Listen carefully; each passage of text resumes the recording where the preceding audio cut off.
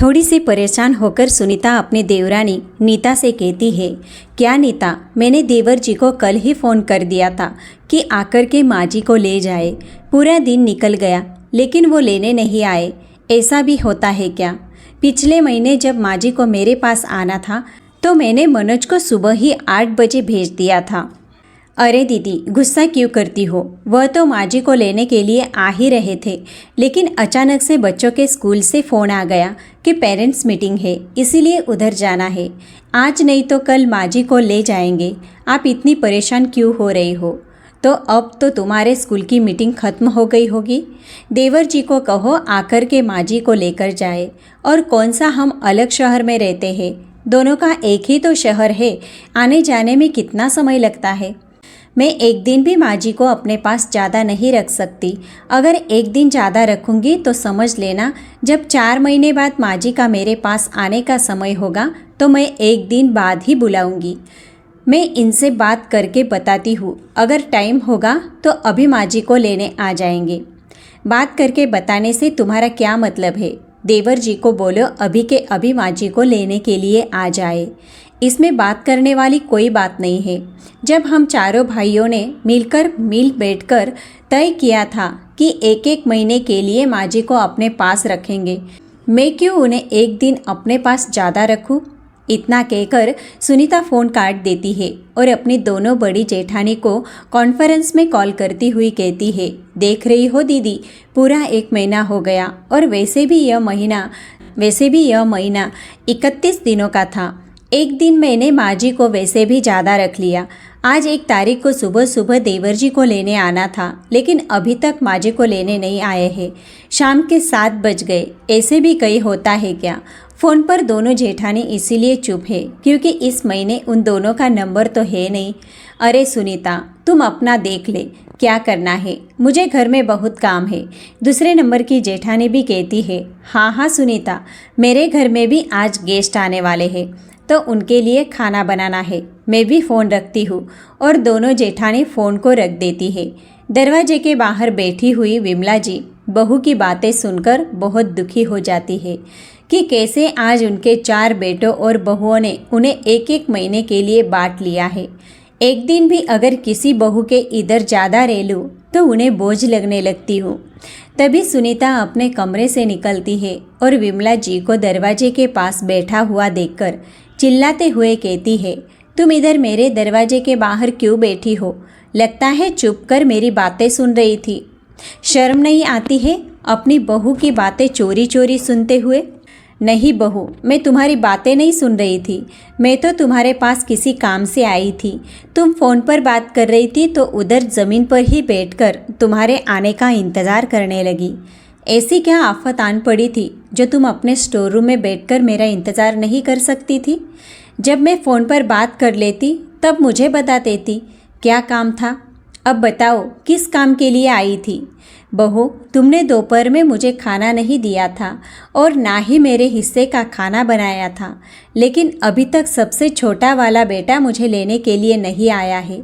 पता नहीं वह आज आएगा भी या नहीं। कुछ तो खाने को दे दो। सुबह नाश्ता ही किया था, बहुत तेज भूख लगी है। पूरा दिन निकल गया तो क्या हो गया? पूरा दिन निकल गया। एक टाइम खाना नहीं खाओगे तो कुछ बिगड़ नहीं जाएगा तुम्हारा। और तुम्हारे शरीर को देखकर तो नहीं लगता कि तुमने खाना नहीं खाया। खूब हट्टी कट्टी तो लग रही हो। यह लो, तुम्हारे पोते के स्कूल टिफ़िन से आधा पराठा बच गया था, इसी को अचार के साथ खा लो। और तुम्हारे लिए कुछ अलग से बनाने वाली नहीं हूँ क्योंकि अभी नेहा से फ़ोन पर बात हुई थी। घंटे भर में देवर जी लेने आते ही होंगे। अब उसी के घर में जाकर खाना। विमला जी टिफ़िन के बचे हुए आधे पराठे को अचार के साथ खाने लगती है। इधर सुनीता अपने और बच्चों के लिए खाना तो बनाती है, लेकिन विमला जी के लिए खाना नहीं बनाती। छोटे बेटे को आते आते रात के 8 बज गए। सुनीता ने पहले से ही उनके सामान को एक झोले में भरकर रख दिया था। जैसे ही छोटा बेटा आया, विमला जी को भेजकर सुनीता ने एक लंबी सांस ली। चलो अच्छा है, बुढ़िया गई। अब 3 महीने तक आराम से पैर फैलाकर अपने कमरे में अपने घर में रहूँगी। बड़ी आशा के साथ विमला जी अपने दूसरे नंबर की बहू नीता के घर गई। उधर नीता अपने बच्चों को खाना खिला रही थी। शाम को विमला जी जब अपने तीसरे नंबर के बेटे बहू के घर पहुंची तो बहू ने फॉर्मेलिटी के लिए 1 कप चाय बनाकर उन्हें पकड़ा दी। इसके बाद छोटी बहू बातचीत की और अपने 6 साल के बेटे को लेकर कहने लगी, माँ जी, मैं रिंकू को सुलाने जा रही हूँ। अगर इसको सुलाऊंगी नहीं तो ये सुबह स्कूल के लिए जल्दी नहीं उठेगा। अरे बेटा, कितने दिनों बाद मैं अपने पोते के पास आई हूँ, थोड़ी देर मेरे साथ खेलने दो, फिर सुला देना। माँ जी, अभी पूरे महीने तो मेरे पास ही रुकने वाली हो आप। अभी पूरे महीने तो मेरे पास ही रुकने वाली हो तो मिल लेना अपने पोते से। ऐसी भी क्या जल्दी है, अभी 1 महीने तक कहीं नहीं जाने वाली हो तुम। विमला जी को बहुत तेज भूख लग रही थी क्योंकि छोटी बहू ने भी उन्हें कुछ खाने को नहीं दिया। बहू से कहा कि बहू, मुझे कुछ खाने को देती जाओ, फिर चली जाना, बहुत तेज भूख लग रही है। क्यों माँ जी, आप सुनीता दीदी के इधर खाना खाकर नहीं आई हो? मैं तो सोच रही थी आप उधर ही खाना खाकर आएंगी, इसीलिए आपका खाना इधर नहीं बनाया। अगर आप इधर खाना खाने वाली थी तो एक बार फ़ोन करवा देती। हम लोगों ने तो खाना बनाकर खा भी लिया और अब तो हमारे सोने का वक्त हो गया। बहू की बात सुनकर विमला जी स्तब्ध रह गई कि आज उन्हें अपने 2 वक्त के खाने के लिए बेटे बहू के घर में 4 बार मांगना पड़ रहा है और फिर भी खाने को नहीं मिल रहा। विमला जी का बेटे बहू के पास रहने का अनुभव बड़ा ही कड़वा था। बहू तो अपने बेटे को लेकर कमरे में सुलाने चली गई। बेटा भी अपने टीवी पर न्यूज़ देखने लगा। वह खुद ही रसोई में गई। खाने के लिए देखा तो सारे बर्तन धुल कर रखे हुए थे, कुछ भी खाने के लिए नहीं था। फ्रिज खोलकर देखा तो उसमें थोड़ी सी चावल की खीर रखी हुई थी। विमला जी खीर को खा लेती है और हॉल में बैठे हुए अपने बेटे से कहती है, बेटा, मुझे कौन से कमरे में सोना है? बेटा माँ का सामान लेकर ऊपर कमरे में ले जाता है। एक 10 बाय 10 का कमरा बना हुआ है जिसमें पहले से ही इतना सामान रखा पड़ा है कि पैर रखने तक की जगह नहीं थी। माँ, इसी कमरे में तुम्हें सोना है, आज से ये कमरा तुम्हारा है। कमरे की हालत देखकर विमला जी कहती है, इस कमरे में मैं कहाँ सोऊंगी? इसमें तो पैर रखने तक की जगह नहीं है, कहाँ अपने बिस्तर लगाऊंगी? अरे माँ, इसी सामान को एक दूसरे के ऊपर रख दो, तुम्हारे लिए जगह हो जाएगी। अब इतना भी नहीं कर सकती, यह भी मैं करूँ? एक बड़े से बैग को बक्से की ऊपर रखते हुए बेटे ने कहा, ये लो, हो गई जगह, थोड़ी सी तुम कर लेना, और यह दरी रखी है, इसको बिछा लेना। बेटा, ना तो इस कमरे में कोई खिड़की है और ना ही कोई पंखा लगा है, बहुत ज़्यादा गर्मी है, कैसे सोऊंगी? इस कमरे के नीचे वाला एक कमरा खाली पड़ा है, उसमें पंखा भी लगा है, चलो मैं नीचे कमरे में सो जाऊंगी। विमला जी की बात नीचे खड़ी हुई नीता भी सुन लेती है और कहती है, नहीं माँ जी, वह कमरा तो मैंने आने जाने वाले लोगों के लिए, मेहमानों के लिए खाली करके रखा है। अगर उस कमरे को तुम्हें दे दिया और बाद में कोई मेहमान आ जाए तो उनको कहाँ रखूँगी? और फिर तुम्हें 1-2 दिन तो रुकना नहीं है, पूरे 1 महीने के लिए आई हो तो ऊपर ही अपनी व्यवस्था करो। और रही बात पंखे की, तो कल एक टेबल फैन पड़ा है, उसे ठीक कराकर तुम्हारे कमरे में लगवा देंगे। बेटे बहू तो आराम से अपने एसी वाले कमरे में सो गए, लेकिन विमला जी को पूरी रात नींद नहीं आई। वह अपनी दरी उठाकर छत पर बिछा देती है। छत पर थोड़ी गर्मी से राहत तो थी, लेकिन मच्छरों ने काट काट कर हाल बेहाल कर दिया था। सुबह 5 बजे नीचे आ गई। थोड़ी देर तक वह चुपचाप बैठी रही। उसके बाद बेटे को आवाज़ देने लगी। बेटा बहू आंखें तरेरते हुए कमरे से निकले और चिल्लाते हुए कहने लगे, यह क्या तरीका है माँ, सुबह सुबह नींद खराब कर दी। पहले तो सीढ़ियों के दरवाजे खोलकर इतनी तेज़ आवाज़ कर दी, तभी हमारी आँख खुल गई थी। जैसे तैसे दोबारा से सोने की कोशिश की तो आवाज़ देकर हमें जगा दिया। आज तो जगा दिया, कल से 6 बजे से पहले नीचे मत आना, क्योंकि हम लोग 6 बजे ही जागते हैं। बेटा, गांव में तो मैं हमेशा 5 बजे ही जाग जाती थी, तो वही आदत अभी भी है। गांव में जागती होगी, यह मेरा घर है, तो इधर तुम्हें मेरे हिसाब से रहना होगा। और फिर 1 दिन के लिए तो तुम आई नहीं हो, पूरे महीने रहना है, तो अपने आप को बदल लो। बार बार बेटे बहू के मुंह से 1 महीने की बात सुनकर विमला देवी बड़ी दुखी हो जाती है। ऐसे लगता है कि वह अपने बहू बेटे के घर में एक बोझ बनकर आई हो, जिसे वह एक एक दिन करके काट रहे हैं। उन्हें बिल्कुल भी एहसास नहीं हो रहा है कि यह उनके बहू बेटे का ही घर है। विमला जी चुपचाप से अपने बेटों का व्यवहार देख रही है। सबसे छोटी बहू का व्यवहार तो वह पहले ही देख चुकी है। अब दूसरी बहू के इधर रह रही है और इधर भी कुछ ऐसा ही हाल है। एक दिन विमला जी अपनी बहू से कहती है, बहू, बहुत दिनों से कढ़ी नहीं खाई है, खाने का बहुत मन हो रहा है, तुम कहो तो मैं रसोई में ही बना देती हूँ। नहीं माँ जी, मेरे घर में कढ़ी कोई नहीं खाता है, ना तो मुझे पसंद है और ना ही तुम्हारे बेटे को। और रही बात पोते की, तो वह तो कढ़ी देखकर ही नाक मुंह सिकोड़ता है। इससे अच्छा है कि तुम हम लोगों के साथ ही छोले भटूरे खा लेना। बहू, छोले तो बहुत भारी होते हैं, उनसे मुझे पेट में गैस बनती है। कढ़ी नहीं बनाती तो कोई बात नहीं, तोरी या लौकी ही बना दो, मैं उसी से रोटी खा लूँगी। बहू उनकी एक बात नहीं सुनती है और अपने हिसाब से घर में खाना बनाती है। जब खाना खाने की बारी आती है तो देखती है कि बहू ने उनके लिए कुछ भी नहीं बनाया। अगर वो छोले खाएंगे तो दिक्कत हो जाएंगी। विमला जी अपने थाली के छोले निकालकर एक कटोरी में दूध लेकर आ गई तो बहू ने चिल्लाते हुए कहा, तुमने किससे पूछकर ये दूध लिया है? तुम्हें पता भी है शहर में कितना महंगा दूध आता है, और दूध में सिर्फ अपने बेटे के लिए मंगाती हूँ। दूध की कटोरी छीनकर बहू रसोई में वापस रखाती है। ना चाहते हुए भी विमला जी को छोले भटूरे खाने पड़े। खा तो लिए, लेकिन जिस चीज़ का डर था वही हो गया, उनका पेट खराब हो गया। दूसरे दिन वह अपने बेटे से कहती है, बेटा मेरी तबीयत ठीक नहीं है, मेरे लिए दवाई ला देना। तो बहू चिड़चिड़ाते हुए कहती है, अगर तुम पहले से बीमार थी तो अपने छोटे बहू बेटे के इधर ही इलाज करवा के क्यों नहीं आई? अब इधर तो हम तुम्हें अपने पास रखे और तुम्हारा इलाज भी कराए। बहू की बात सुनकर विमला जी की आंखों में आंसू आ गए कि अपने ही बहू बेटे के घर में वह एक गोली के लिए भी तरस गई है। बड़ी मुश्किल से विमला जी का 1 महीना अपने तीसरे नंबर के बहू बेटे के घर में कटता है। अगला महीना शुरू होने के 2 दिन पहले ही दूसरे नंबर के बेटे का फ़ोन आता है कि इस महीने मेरे पास माँ को मत भेजना, क्योंकि हम लोग गर्मियों की छुट्टियों में घूमने जा रहे हैं। मेरी सबसे बड़े वाले भैया से बात हो गई है, भैया भाभी घर पर ही है, इसीलिए माँ को अभी इस महीने उनके घर छोड़ देना। जब हम घूम के वापस आ जाएंगे तब अगले महीने हम अपने पास बुला लेंगे। जब सबसे बड़े वाले बेटे को इस बात का पता चलता है तो वह कहता है, अच्छा यह भी कोई बात होती है, इस महीने माँ तुम्हारे पास आने वाली थी तो मैं अपने पास कैसे बुला लूँ? और वैसे भी मेरे भी बच्चों की छुट्टियाँ शुरू हो रही है और बच्चे अपने मामा के घर जाने वाले हैं। मैं अभी माँ को अपने पास नहीं बुलाऊंगा, जिसकी बारी है वही माँ को अपने पास बुलाए। मैं 1 महीने पहले उन्हें क्यों बुलाऊँ? ऐसा कहकर बेटा फ़ोन काट देता है। इधर चारों बहुओं में घमासान होने लगता है। सब एक दूसरे को फ़ोन करके कहने लगती है।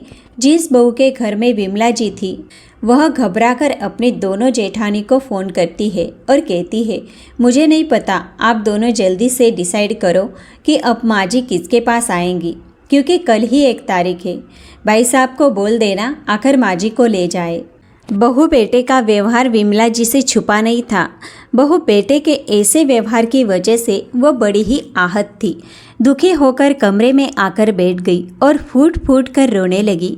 अपने पति को याद करने लगी। आपको गए हुए अभी 3 महीने ही हुए हैं और मेरा क्या हाल हो गया है। बच्चों ने अपनी माँ को एक फुटबॉल बना दिया है, जिसमें ना तो भावनाएं हैं और ना ही दिल। विमला जी अपनी पुरानी बातों को याद करने लगती है। 4 महीने पहले तक वह अपने गांव में कितने आनंद के साथ रह रही थी, कोई कमी नहीं थी। हालांकि उनका घर 2 कमरों का कच्चा घर बना हुआ था, लेकिन बहू बेटों के शहरों के मकान से भी बड़ा सुकून देने वाला था। गांव में विमला जी के पति राम बाबू की ज़मीन थी। वह खेती बाड़ी खुद ही करते थे और खेती के पैसों से उन्होंने अपने चारों बेटों को पढ़ाया लिखाया।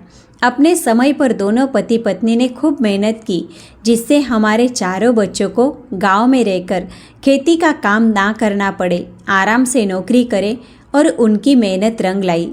2 बेटे पुलिस में भर्ती हो गए, एक बेटा बैंक में और एक बेटा स्कूल में अध्यापक था।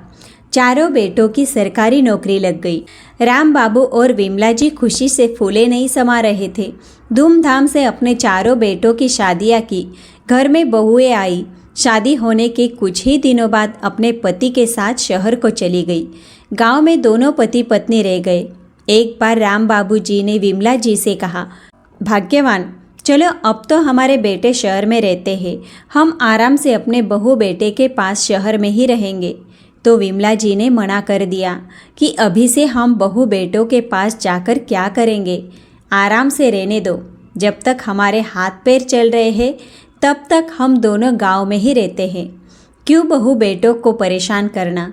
विमला, मैं सोच रहा हूँ घर पूरा कच्चा है, 1-2 कमरे पक्के बनवा लूँ, फिर हम आराम से अपने पक्के घर में रहेंगे और तुम्हारे भी काम कम हो जाएंगे। इसके लिए विमला जी तैयार हो जाती है। बहू बेटों को जब पता चला कि माँ और पिताजी गांव में घर बना रहे हैं तो वो गुस्सा होते हुए कहते हैं, अब गांव में फालतू के पैसे लगाने की क्या ज़रूरत है, 2 कच्चे कमरे बने हैं, तुम दोनों के लिए पर्याप्त है, फालतू का खर्च करने की ज़रूरत नहीं है। लेकिन किस्मत को कुछ और ही मंजूर था। राम जी को एक दिन दिल का दौरा पड़ता है और वह विमला जी को इस दुनिया में अकेला छोड़कर चले जाते हैं। रामलाल जी के जाने के बाद उनके चारों बेटे बहुएं कुछ दिनों के लिए गांव आते हैं। 13वीं करने के बाद चारों बेटे आंगन में बैठकर बातचीत करते हैं कि गांव में पिताजी की जितनी भी ज़मीन है उसको बेच दिया जाए, क्योंकि हम लोग तो गांव में खेती करने वाले नहीं हैं। चारों बहुएं भी इस बात पर हामी भर देती है। अब बात आती है विमला जी की। हम गांव का घर और खेती तो बेच देंगे, फिर माँ किसके साथ रहेगी। कहने को तो विमला जी के 4 बेटे हैं, लेकिन चारों बेटे आज आंगन में बैठकर यह चर्चा कर रहे हैं कि माँ को कौन रखेगा, माँ किसके साथ रहेगी। विमला जी चुपचाप से ये बहू बेटों की वार्तालाप सुन रही है। तभी दूसरे नंबर के बेटा बहू कहते हैं, ऐसा करते हैं, हम 1-1 महीने के लिए माँ को अपने पास रख लेंगे। वैसे भी हम 4 लोग हैं, जब एक बार रखेंगे तो 3 महीने बाद ही हमारा नंबर आएगा। सभी लोग इस बात पर सहमति दे देते हैं। लेकिन जब बेटे ज़मीन को बेचने के लिए जाते हैं तो पता चलता है कि पिताजी ने जाने से पहले ज़मीन माँ के नाम कर दी है। घर आते ही माँ पर बरसते हुए कहते हैं, माँ, पिताजी ने ज़मीन आपके नाम कब करवाई और हमें बताया भी नहीं। बेटा, मैंने तो मना किया था, लेकिन तुम्हारे पिताजी ज़बरदस्ती कुछ दिन पहले ज़मीन मेरे नाम कर गए हैं। इस बात को सुनकर चारों बेटे और बहुएं भड़क जाते हैं, लेकिन अब कुछ कर भी नहीं सकते हैं। इसीलिए सभी लोग डिसाइड करते हैं, अभी हमारे पास समय नहीं है, माँ को 1-1 महीने के लिए अपने पास रख लेते हैं। उसके बाद दिवाली पर आएंगे और माँ के नाम जो ज़मीन है उसको बेचकर हम चारों भाई आपस में बांट लेंगे। और सबसे पहले विमला जी को उनके छोटे वाले बेटे बहू अपने साथ ले गए। अभी वह दूसरे नंबर के बेटे बहू के घर में है, जहाँ पर उनका 1-1 दिन बड़ी मुश्किल से कट रहा है। अपनी आँखों के बेते सैलाब को पहुँच विमला जी सोचती है कि अभी तो ज़िंदगी बहुत बड़ी है और बेटे बहू के घर में अगर इस तरह से रहना पड़ा, यह तो नरक से कम नहीं है। हर तरह की पाबंदी है, ना तो बहू समय से खाना देती है, ना ही कोई घर में मुझसे बात करता है, कोई मेरा दर्द पूछने नहीं आता है कि तुम्हें क्या तकलीफ है। अकेले कमरे में बैठे आंसू बहाती रहती हो, लेकिन बेटे बहू को कोई फ़र्क नहीं पड़ता। तभी नीचे से बहू की आवाज़ आती है, अरे माँ जी, ऊपर ही बैठी रहोगी क्या, अपना सामान लेकर नीचे आ जाओ। विमला जी अपना सामान लेकर नीचे आई तो देखा नीचे तो उन्हें कोई लेने भी नहीं आया है। बहू, बड़ा बेटा तो अभी तक लेने नहीं आया, फिर मैं किसके साथ जाऊंगी। नहीं आए तो क्या, आपको मैं इधर से भेजने की व्यवस्था करा दूंगी। पूरा 1 महीना हो गया है, अब तो आपको उनके घर जाना ही पड़ेगा। कमरे में आपका बेटा तैयार हो रहा है, वह बड़े बेटे के घर में छोड़कर आएंगे। बहू की बात सुनकर विमला जी कुछ नहीं कहती, बस उनकी आंखों में आंसू आ गए। चार चार बेटे बहुएं होते हुए भी आज उनकी क्या हालत हो गई है। जब बेटे पैदा हुए थे तो सभी लोग यही कहते थे कि बुढ़ापे पर तुम राज करोगी। क्या यही राज होते हैं? खैर, विमला जी छोटे बेटे के साथ सबसे बड़े वाले बेटे के घर पहुंच गई तो बड़ी बहू मायके जाने की तैयारी कर रही थी। बच्चे भी तैयार होकर घूम रहे थे। पता तो उन्हें पहले से ही चल गया था कि देवर जी माँ जी को लेकर इधर आने वाले हैं। उन्होंने भी बाहर वाला कमरा उनके लिए साफ कर दिया था। बड़ी बहू रीना कहती है, माँ जी तुम्हारे लिए बाहर वाला कमरा साफ कर दिया है, तुम्हें उसी में रहना है। विमला जी अंदर पूरा घर देखती है क्योंकि बड़ी बहू का घर बहुत बड़ा था, लेकिन ज़्यादातर कमरों में ताले पड़े हुए थे। बेटा तुमने घर में ताले क्यों लगाए हैं? माँ जी मैं मायके जा रही हूँ तो घर में ताले लगाकर ही जाऊँगी। बहू अब तो मैं इस घर में आ गई हूँ, पूरे घर को देखती रहूँगी। बहू कहती है तो तुम्हारे लिए ही तो ताला लगाकर जा रही हूँ, मेरे पीठ पीछे पूरे घर में घूमती रहोगी। विमला जी अपमान का घूंट पीकर रह गई। थोड़ी देर बाद विमला जी रसोई में गई तो रसोई का ज़्यादातर सामान खत्म था। थोड़े से चावल और आटा और दाल पड़ी हुई थी। बहू रसोई में ज़्यादातर सामान तो खत्म हो गया है, मैं क्या बनाकर खाऊंगी? और फिर मायके तुम और बच्चे तो जा रहे हैं, बेटा और हम तो इधर ही रहेंगे। 2 लोगों का खाना बनेगा। माँ जी इनको तो मैंने बोल दिया है, ऑफिस की कैंटीन में ही नाश्ता करेंगे और खाना खाएंगे। घर पर खाने की और बनाने की ज़रूरत नहीं है। और रही बात तुम्हारी, तो तुम्हारे लिए थोड़े से चावल, आटा और दाल पड़ी हुई है। दाल रोटी और चावल बनाकर खाती रहना। 10 दिनों की ही बात है, उसके बाद मैं आ जाऊंगी, तभी रसोई का सामान खरीद लूँगी। घर में इतने खर्च है, ऊपर से तुम्हें साड़ी दिलाओ, ये सब बातें मुझसे नहीं होगा।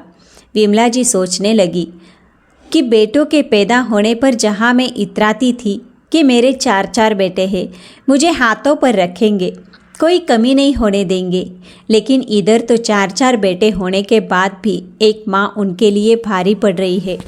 एक माँ को 2 वक्त का खाना खिलाने में बेटों के पसीने छूट रहे हैं, जबकि मैंने 4 बेटों को पाल लिया। नौकरी पैसा होते हुए भी बेटे एक बूढ़ी माँ को नहीं रख पा रहे हैं। उसके लिए एक दवाई या एक साड़ी लाने में भी आनाकानी करते हैं। अब बहुत हुआ, मैं यह सब कुछ सहन नहीं करूँगी। मैंने 1 महीने 3 बेटों बहुओं के पास रहकर देख लिया। अब मुझे चौथे के पास जाने की ज़रूरत नहीं है। सबका व्यवहार मुझे समझ में आ गया है। अब मैं बहू बेटों को अपमान सहकर नहीं रहूँगी। विमला जी ने एक निर्णय लिया। सबसे बड़े वाले बेटे बहू के पास विमला जी का 1 महीना बड़ी ही मुश्किल से कटता है और महीने के अंत में फिर से बहुएं आपस में फ़ोन करने लगती हैं और ऐसे लगता है कि उनकी सास नहीं आफत आ रही हो। लेकिन विमला जी अपने दूसरे नंबर के बेटे बहू के पास जाना नहीं चाहती है। माँ आज तुम तैयार रहना, 1 महीना पूरा हो गया है, अब आपको दूसरे बेटे का घर जाना है। नहीं बेटा, मैं उसके घर नहीं जाऊंगी। क्यों नहीं जाओगी? जब हम सब ने तय किया है कि 1-1 महीने सबके पास रहोगी, तो तुम्हें बीच में बोलने की ज़रूरत क्या है? विमला जी बड़ी ही सोचकर बेटे को जवाब देती है। अगर उन लोगों ने अभी कुछ कहा तो गुस्सा करेंगे और फिर उन्होंने जो सोचा है वह नहीं कर पाएगी। इसीलिए वह शांत होकर कहती है, बेटा मैं सोच रही हूँ, गांव का घर बहुत दिनों से खाली पड़ा है, दिवाली का समय भी आ रहा है, घर में और आंगन में बड़ी बड़ी घास हो गई होगी, जाकर घर की साफ सफाई कर लूँगी। फिर अगले महीने दिवाली पर तुम लोगों को भी तो आना है, आप लोगों को रहने में आसानी होगी। इस बात के लिए सभी तैयार हो जाते हैं कि अच्छा है, माँ को नहीं रखना पड़ेगा, गांव में जाकर रहेंगी। जल्दी से बेटा माँ को गांव छोड़ आता है। गांव में अपने कच्चे घर में जाकर विमला जी एक सुकून की सांस लेती है और समझ में आ जाता है कि यही उनका असली घर है। इस 1 महीने में विमला जी बहुत बड़ा फैसला लेती है। गांव की ज़मीन जो कि उनके पति उन्हीं के नाम कर गए थे, उसी में से 5 बीघा ज़मीन को बेच देती है और उन पैसों से वह कच्चे कमरों के सामने ही आंगन में बहुत सारी जगह पड़ी है, वहाँ पर वह अपने लिए 2 कमरे बनवा लेती है जिसमें सारी सुख सुविधा है। गांव में लाइट की प्रॉब्लम रहती थी, इसीलिए एक इन्वर्टर भी अपने लिए खरीद लिया। कमरे में एसी भी लगवा लिया। दूसरे कमरे में कूलर भी लगवा लिया। विमला जी ने गांव में अपना ऐसा घर बनवाया कि उनके अकेले के लिए पर्याप्त था और बहू बेटों के घर से ज़्यादा अच्छा था। इन सारे कामों में पूरा 1 महीना कब निकल गया विमला जी को पता ही नहीं चला। दिवाली के 4 दिन पहले ही बेटों का फ़ोन आया कि हम चारों भाई गांव आ रहे हैं। तुमने तो घर की साफ़ सफाई भी कर ली होगी, हमारे रहने का इंतज़ाम भी कर लेना, क्योंकि तुम्हें तो पता है गांव में बच्चों को एडजस्ट करना कितना मुश्किल होता है। अब तुम्हारी ज़मीन बेचने का काम करना है तो अगले हफ्ते भर का समय तो लगेगा ही। दिवाली पर वैसे भी हम सबकी छुट्टियां है तो पूरे हफ्ते की छुट्टियां लेकर गांव आ रहे हैं। विमला जी कुछ नहीं कहती। अगले ही दिन बेटे बहू गांव आ गए और गांव में जब उन्होंने पूरा एक पक्का पोर्शन बना हुआ देखा तो चिल्लाते हुए कहा, यह कमरा किसने बनाया है और इतना सारा पैसा कहाँ से आया? अगर तुम्हारे पास इतना पैसा था तो हमें नहीं दे सकती थी क्या? गांव में फालतू का खर्च करने की क्या ज़रूरत थी? विमला जी कड़क आवाज़ में कहती है, मैंने 5 बीघा ज़मीन बेच दी और उसी के पैसों से अपने लिए ये घर बनवाया है और उसमें सारी सुख सुविधा लगवाई है। देख लो, मेरे घर में एसी से लेकर कूलर तक की सारी चीज़ें हैं, कोई कमी नहीं है। क्या माँ, तुमने ज़मीन बेच दी? तुम्हारी हिम्मत कैसी हुई ज़मीन बेचने की? क्यों बेटा, ज़मीन मेरे नाम थी और मुझे पक्के कमरे की ज़रूरत थी। मुझसे अब उन कच्चे कमरों में नहीं रहा जाता है क्योंकि बरसात के समय में उनमें पानी टपकता है। इसीलिए मैंने अपनी ज़मीन बेचकर अपने लिए यह छोटा सा घर बनवा लिया। तुम्हें इसमें क्यों तकलीफ हो रही है? तुम लोगों से तो पैसे नहीं लिए हैं ना? माँ, तुमने यह सही नहीं किया। चारों बहू बेटे विमला जी पर भड़कने लगे। विमला जी साफ साफ शब्दों में कह देती है, तुम्हारे पिताजी ज़मीन मेरे नाम करके गए थे। ज़मीन मेरी है, मैंने बेच दी। तुम लोग इसमें मेरा कुछ भी नहीं कर सकते हो। विमला जी का मन कहीं ना कहीं बहू बेटे के व्यवहार से इस तरह से दुखी था कि वहाँ की यादें आने पर उन्हें बार बार दर्द होता था। जब भी वह बहू बेटों के पास रहने के समय याद कर लेती, उनकी आंखें आंसुओं से भर जाती। इसीलिए गांव आकर उन्होंने सोच लिया था, जब मेरे पति मेरे लिए ज़मीन मेरे नाम कर गए हैं तो मैं क्यों ना अपने जीवन गांव में ही आराम से व्यतीत करूं। मेरे पति बहुत दूर की सोच रखने वाले थे, मेरे लिए बहुत अच्छा सोच कर गए हैं। जब उन्होंने मेरे लिए इतना सोचा है तो मैं उनके किए पर पानी नहीं फेर सकती हूँ। उन्होंने मेरे बुढ़ापे के लिए इतना कुछ सोचा, तभी तो ज़मीन बुढ़ापे पर मेरे नाम कर गए और वह अपने कमरे में चली जाती है। पीछे से बेटे अपना सामान पक्के कमरों में रखने लगते हैं और कहते हैं, माँ, दूसरे कमरे में ताला क्यों लगाया हुआ है? इसको भी खोलो। विमला जी कहती है, यह घर तुम लोगों के लिए नहीं बनवाया है। जाओ, सामने कच्चे कमरे बने हुए हैं, उसी में जाकर के रहना। क्यों माँ, आप पक्के कमरों में रहोगी और मैं उन कच्चे कमरों में जाकर रहूँ? क्या समझ के रखा है मुझे? विमला जी कहती है, वही जो तुम सबने मुझे समझा था। जब तुम्हारे घर में गई थी तो तुमने भी तो मुझे स्टोर रूम सोने के लिए दिया था। खुद एसी वाले कमरे में सो जाते थे और मुझे ऊपर का स्टोर रूम में मच्छर काटते थे, वह सोने के लिए देते थे। तो आज जब तुम लोग मेरे घर में आए हो तो मैं तुम लोगों को स्टोर रूम नहीं दे रही, बल्कि कच्चे कमरे जो कि साफ सुथरे हैं और जिसमें बैठने की और लेटने की जगह है वह दे रही हूँ। जाकर के अपना सामान उधर ही जमा लेना। अरे माँ, क्यों फालतू की बातें करने में लगी हुई हो? बड़े बेटे ने कहा, चलो इस कमरे में ना सही, दूसरे वाले कमरे में ताला लगा है, उसकी तो चाबी दे दो। नहीं बेटा, वह कमरा मैंने आने जाने वाले मेहमानों के लिए रखा है, तुम लोगों के लिए नहीं खोलूँगी।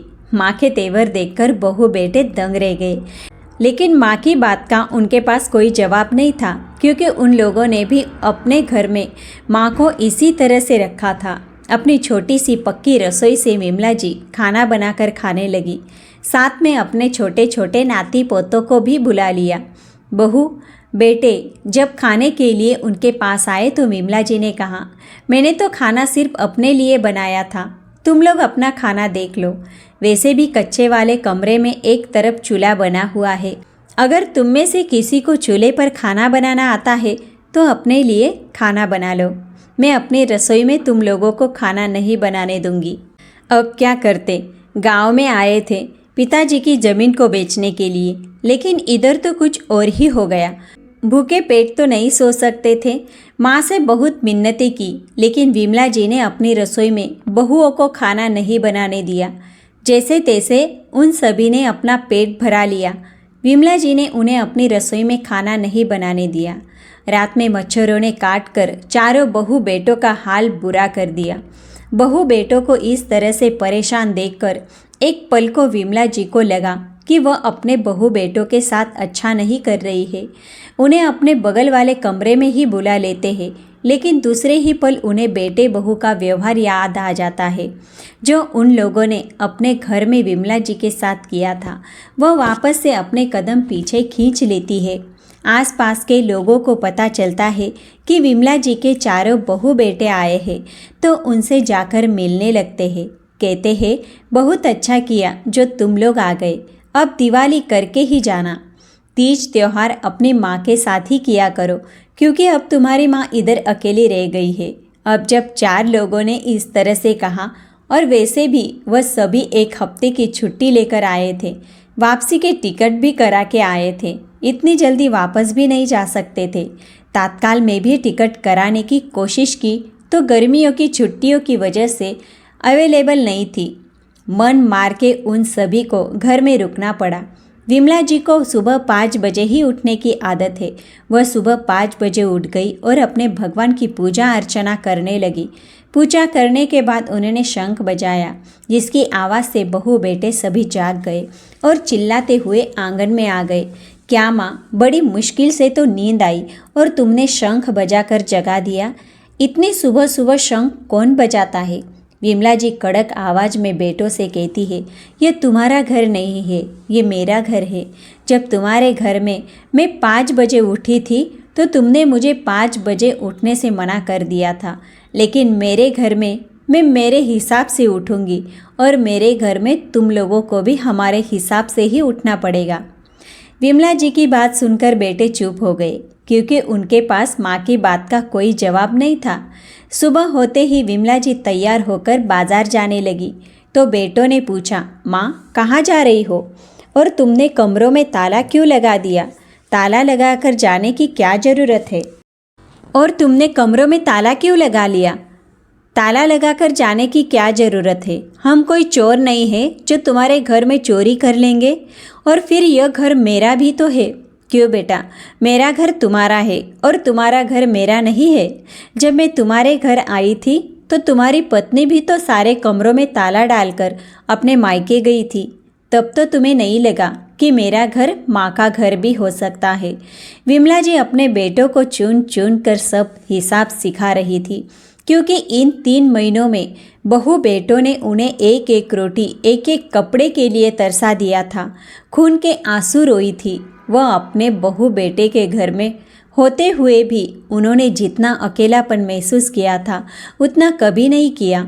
ना तो कोई उनसे बात करता और ना ही उनकी कोई बात सुनता था। बाजार से आने के बाद विमला जी बेटों बहुओं को अपना सारा सामान दिखाते हुए कहती है, यह देखो, पूरे 3000 की साड़ी अपने लिए खरीद कर लाई हूँ। 3000 सुनकर बेटे भड़कते हुए कहते हैं, माँ इतनी महंगी साड़ी लाई हो? बुढ़ापे पर इतनी महंगी साड़ी पहनकर तुम्हें क्या करना है? पूरी जिंदगी को इतने महंगे कपड़े नहीं पहने जो अब आप खरीद कर लाई हो। शर्म नहीं आती है फालतू के पैसे बर्बाद करते हुए? विमला जी बेटे के गाल पर एक थप्पड़ लगाते हुए कहती है, तुम्हें शर्म नहीं आती है? अपनी माँ को एक साड़ी के लिए मना करते हुए अपने लिए लाखों खर्च कर लोगे, लेकिन मेरे लिए एक साड़ी लाने के लिए तुमने साफ साफ इनकार कर दिया था। भला हो मेरे पति का, जो दूर की सोचकर मेरे नाम ज़मीन करके गए हैं। कम से कम बुढ़ापे पर आराम से रहूँगी और मुझे तुम लोगों की ज़रूरत नहीं है। अगर मेरे हाथ में पैसे होंगे तो आराम से रहूँगी। उन पैसों के दम पर मैंने सारी सुख सुविधाएं समेट ली और ज़रूरत पड़ी तो किसी को भी पैसे देकर अपनी सेवा करवा लूँगी। माँ की बातें सुनकर बेटे और बहुओं के होश उड़ गए, क्योंकि 2 दिन से वह अपनी माँ को जो बदला हुआ व्यवहार देख रहे थे वही उनके होश उड़ाने के लिए काफ़ी थे। उन्हें समझ में आ जाता है कि माँ से लड़ने में नहीं बल्कि मिलकर चलने में भलाई है। माफ़ी मांगते हुए सभी कहने लगते हैं, माँ माफ़ कर दो, हमारे साथ शहर चलो, अब हम तुम्हें शहर में बहुत अच्छे से रखेंगे, तुम्हारी खूब सेवा करेंगे, अब शिकायत का कोई मौका नहीं देंगे। मुझे शहर जाने की क्या आवश्यकता है, मैंने शहर को ही गांव में बुला लिया है। बताओ मेरे घर में क्या कमी है, और अगर तुम लोगों के मन में मेरी सेवा करने का इतना ही भाव है तो जो भी बहू बेटा मेरे पास आकर 10-15 दिन भी रहेगा उसे मैं अपनी ज़मीन से जो पैसे आते हैं उसे थोड़ी बहुत मदद करती रहूँगी, लेकिन सारे पैसे किसी को नहीं दूंगी। अब यह हाल हो गया कि हर 2 महीने में कोई ना कोई बेटा अपने बच्चे और पत्नी को लेकर माँ के पास गाँव आया करते थे। उनका खाना बनाकर खिलाकर उनकी सेवा करते थे और उसके बदले में विमला जी उनकी खेती के पास जो पैसे आते उनमें से थोड़ी बहुत मदद कर देती थी। दोस्तों, अगर बुढ़ापे तक आपके पास कोई प्रॉपर्टी है तो अपने बुढ़ापे को अच्छा बनाने के लिए आप उस प्रॉपर्टी का इस्तेमाल ज़रूर करिए। बाद में तो वह बेटों के नाम जाएगी ही, लेकिन जब तक आप जीवित हैं तब तक तो शान के साथ रहिए, वरना 4-4 बेटे और 4-4 बहुएं होने के बाद भी विमला जी का क्या हाल हुआ ये तो हमने देख लिया। लेकिन विमला जी जैसा निर्णय लेना भी आज के समय में बहुत ज़रूरी हो गया है और हर कोई इतनी हिम्मत नहीं दिखा पाता है। तो दोस्तों, आपको हमारी आज की कहानी कैसी लगी कमेंट में ज़रूर से लिखना। कहानी अच्छी लगी हो तो ओम नमः शिवाय ज़रूर से लिखिएगा। चलिए मिलते हैं अगले वीडियो में।